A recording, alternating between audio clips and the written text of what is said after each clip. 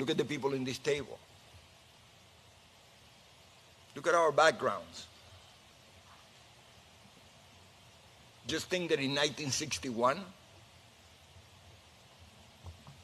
as a 13-year-old, by myself, in my way to Spain, I wasn't even coming here. I arrived in this great country. And almost 60 years later, I'm sitting next to the President of the United States, talking about the American dream. The only country in the world, no other country in the world, that you can start a business from the trunk of your car. And within a very few years, with hard work, commitment, and all the core values that we learn from this very culture of ours, we can become very important to our future. We can become those people who make the next generation better than the one before. This is the only country. Why do you think you had to close the borders? Because everybody in the world wants to come over here. Nobody's ever forced to come over here. We come over here, in my case, because my parents chose that I would not be indoctrinated by the communist country, by the totalitarian country, by the totalitarian regime. They don't educate children. Absolutely not. And this is something that we need to understand. What is happening in our backyard today, I experienced as an 11-year-old. I remember vividly all the promises that a guy named Castro gave and how 99% of the people swallow the pill.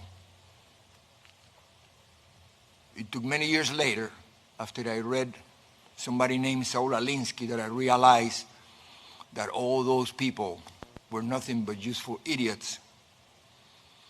I remember Castro, while in the mountains, being interviewed and asked if he was a communist. He went crazy. I dare you, he says.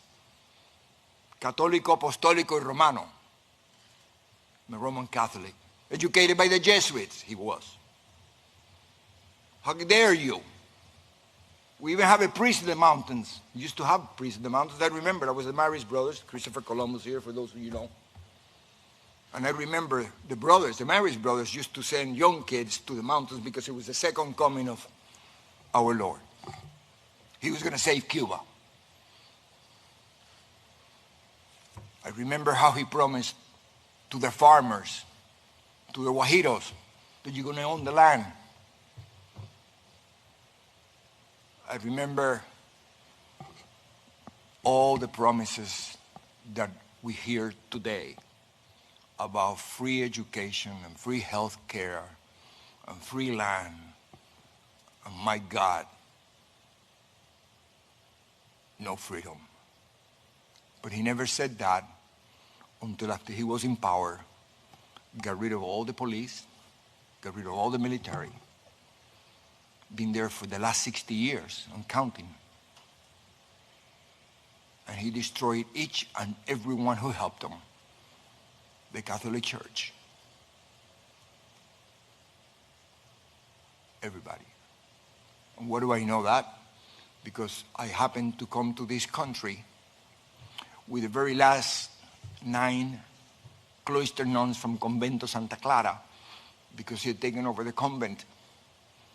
And I was on my way to Spain. I wasn't even coming here because I was going to join my brother, who my parents had already sent a few months before, because he was in the age where the government will take him for indoctrination purposes. My dad, who had experienced the same thing coming from Spain at the turn of the century, running away not from socialism, communism. He knew better. I remember when he used to tell my mom, Fefa, this SOB is a communist.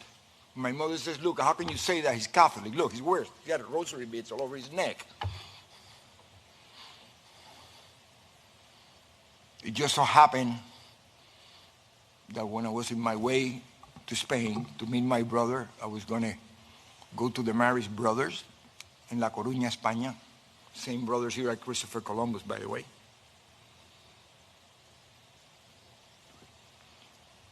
My brother died. And I was kept in this country.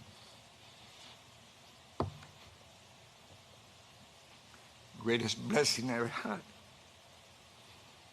But imagine what happened to mom and dad. One day, you lose both kids. This is a family who had never been involved in politics.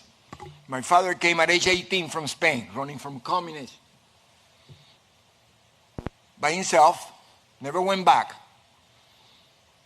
After a long, long life of sacrifice, when he was about to enjoy the fruit of his labors, just like a president that is helping us today, because he could have been just having a good time, one of his many beautiful golf courses, I know.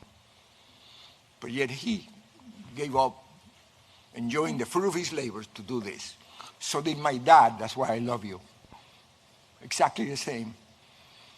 So when they're about to do that, from one day to the next, they end up in this country with the shirt that he was wearing on his back.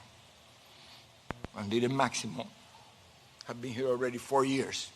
But thank God for Pedro Pan. Talking about socialism, Catholic Church, 14,000 kids who came like me in this country without parents. And we were provided an opportunity. This is what makes our country great. They didn't give me free nothing. They gave me the opportunity. That is the most valuable thing in the world. Now, when I said they didn't give me any free something, please understand that at 13 years old, I had to be provided with a home. I had to be provided with food and an education. That is socialism. That's Americanism. That's the America that these people are trying to destroy today by using funny terms like socialism. They're not. They're communist. Don't ever forget that. I know our president understands that because he knows. He's been all over the world and you're surrounded with great people. Very loyal people.